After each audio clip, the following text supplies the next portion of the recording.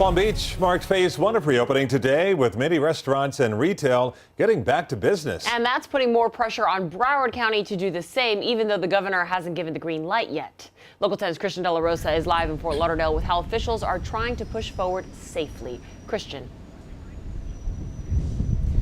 Well, there's pressure and there's a lot of talk about that. Not necessarily having Las Olas back open, bustling with business, but having restaurants open their doors for customers to dining in, and other non-essential businesses, except for bars and nightclubs, back open in about a week.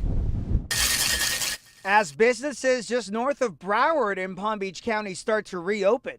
Now I'm getting more calls about when are we reopening. Broward County Mayor Dale Holness admits he is feeling the pressure to follow, but stresses the county still needs more access to testing.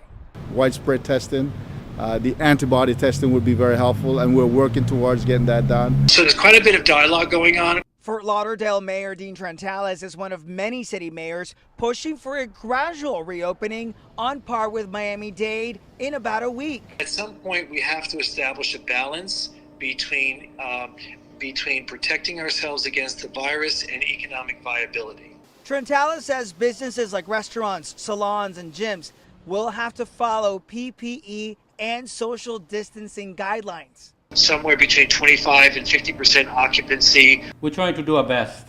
Alex Nova, manager at Don Lolo's, operating for 14 years in Hallandale Beach, says even with takeout, business has gone down by more than half. He welcomes the idea of customers coming back to dine in, but he fears the requirements and crowd restrictions could end up being more of a curse than a blessing for a business his size. We're going to try to keep everything cleanest that we can. Fort Lauderdale's Mayor Dean Trentales tells me his biggest fear with this is people not following the rules and guidelines and becoming complacent.